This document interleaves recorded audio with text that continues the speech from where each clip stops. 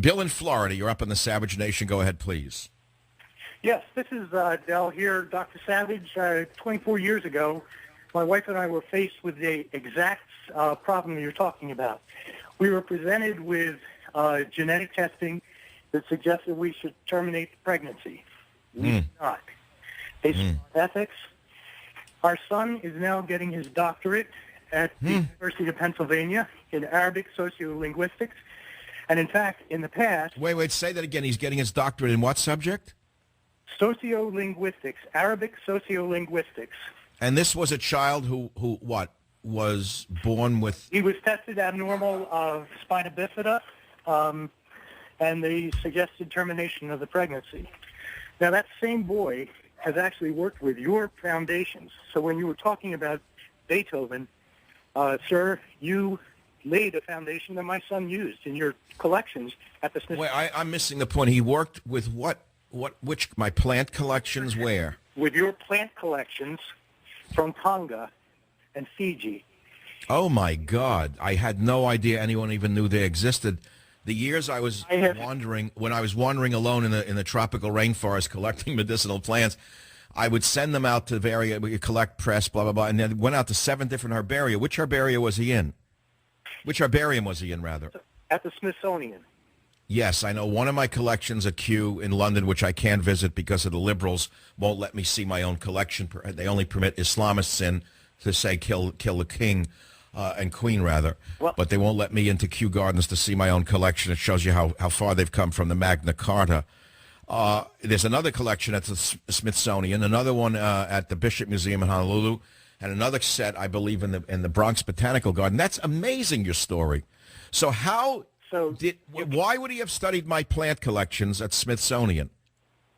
He was working in the botanical collection, helping categorize them, and then he noticed patterns in names of plants and was able to do linguistic trees based on the names that people call and the native names for those specimens. So your specimens actually formed a new foundation in linguistics. Holy God. You just gave me a new halo. I've got a couple of them now stacked up. Dr. Savage, you have established a groundswell and some foundations that others are picking up on. So may God bless. That's an astounding thing. You mean in my recording, let me see if I follow you because this is new to me. By writing down the Tongan name for a plant, he was able to put them together in a linguistic pattern? Correct. By looking at older specimens, he was able to see linguistic shifts in how they changed over time and how Holy God. Population. Now, where does your son live? I'd like to communicate with him, Bill. This is amazing. Yeah, he's in Pennsylvania at the University of Pennsylvania, and I would be more than happy to send you a copy because we looked at your specimens of actually it was, I believe, Peeper beetle, and I'm really, you know something, you just changed my view of myself and of the world. I had long forgotten I did this work. I know I did it. I knew it was important to me, and I had no idea it would have any effect whatsoever. I thought perhaps one day it might, but I thought that they would be long dormant and perhaps, in 100 years somebody would stumble upon them and they would have some utility in developing new medicines for the human population. I had no idea that there was a linguistic value to any of them. Well, sir, this is how a brilliant mind and that would have been otherwise terminated had we trusted the genetics available at the time. Unbelievable. So because he showed he had spina bifida, they said terminate the pregnancy? That was a suggestion that our Oh, my God. I almost feel like just stopping talking for a while because you're talking about life and death in the most profound manner. Not only did he become a person who lived a life, but a person who's getting a doctorate right now in such an obscure, difficult field? Yes, sir. He's actually very much like you, sir. Well, I imagine he is. I imagine he might be. Yeah, I'll have to answer that question in many different ways, Del. Pianist. But, Del, I don't want to go into the negatives of it. He must have struggled against tremendous odds all of his life as well. Did he have defects that he had to fight against? Actually, he came out with not a defect at all. He was perfect in every way. Unbelievable. So the medical establishment would have killed him, treated him like yesterday's garbage, and now he's a superb human being. This should be a lesson to everyone listening to this program about the value of a human life. It's something we never hear about, the value of a single human life. You know, there's an old Hebrew phrase, I think Maimonides wrote it, he who saves a single life, it is as though he has saved the entire world. I'm sure you've heard that many times because of your son. Isn't that correct? Took the oath of Maimonides, and I lived by it. Yes, he who saves a single life. And do you know that there's a host on MSNBC who said last week, and she's not alone, that people should have the right to terminate a pregnancy up to 3 years after the child is born? It's now a new phrase in the academic circles called post-birth abortion. Are you aware that we are heading into a death cult in the West today because of these liberals?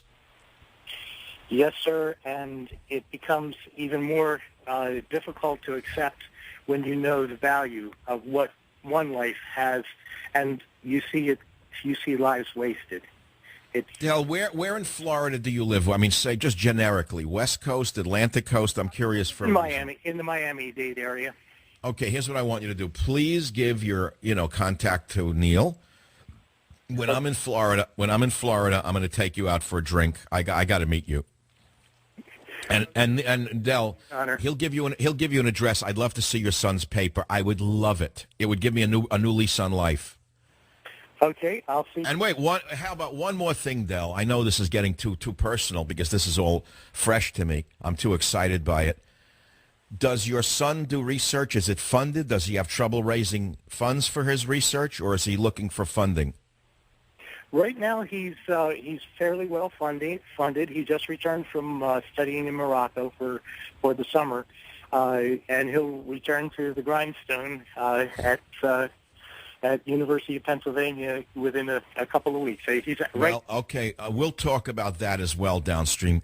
In the interim, all I can say is from the bottom of my heart, you've done an awful lot for me today. I thank you very much personally. Stay on the line, and we'll get that information going back and forth. Okay, so before I take the break, let me say this to the audience. There's an old saying from William Burroughs, naturalist, that goes like this: if you bait your hook with your heart, the fish will always bite. I had no idea why I wanted to do genetics as a show today.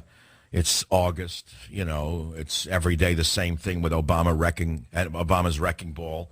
Today it was the Marines. Yesterday it was this group, that group. The man can't stop. He's a fanatic.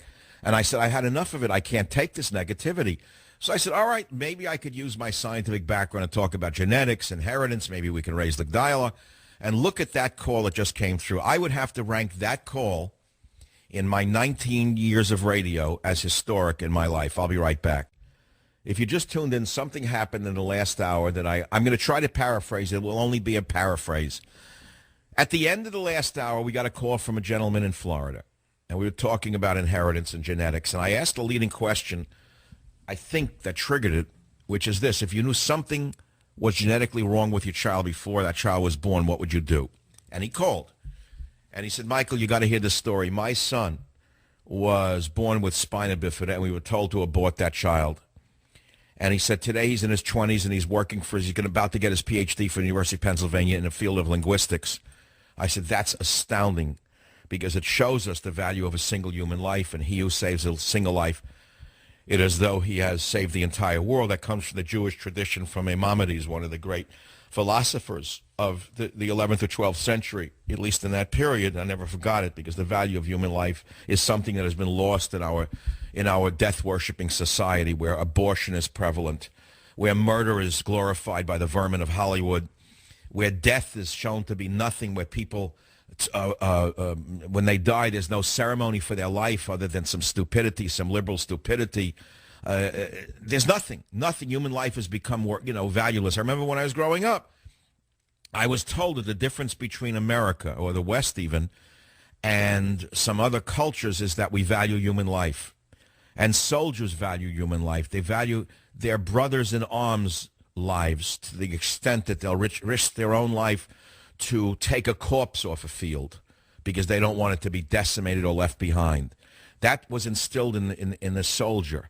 And today we have a president who was so the opposite of that he goes before the Marines at Camp Pendleton and lectures them on sexual assault, not on the dignity of their lives or the dignity of of human life itself. It shows you how far we have fallen as a society that a man can like. So I want to stay off the politics again for a minute, even though everything is political. A man calls. He says son had spina bifida, was supposed to abort him, didn't. PhD. He said, but more than that, Michael, he owes his PhD in his field to you. I said, what? He said, well, many years ago, we're talking 69, 70, you did research on plants in Tonga, which I did.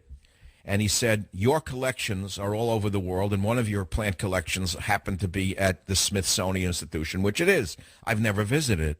And I said, well, what does it have to do with linguistics? And he said, well, when you recorded those plants and you wrote down the Tongan name of those medicinal plants, you didn't know that you were developing a whole new field of linguistics.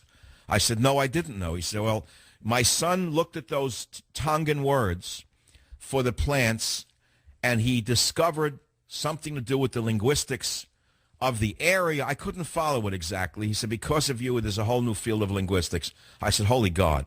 So anyway, when I go to Florida, I'm going to look this man up and have a drink with him, because this is a big story for me, because it may bring me back toward the last period of my life to what I first loved most, which was not ice cream, but ethnobotany, because I've long thought about what I want to do with what I have left, because time is very precious to all of us.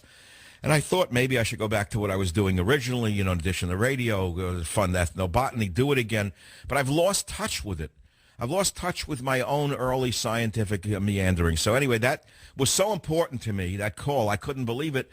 And I didn't expect the radio show to go there. What I'm saying to you is radio could be one of the most magical mediums on the planet.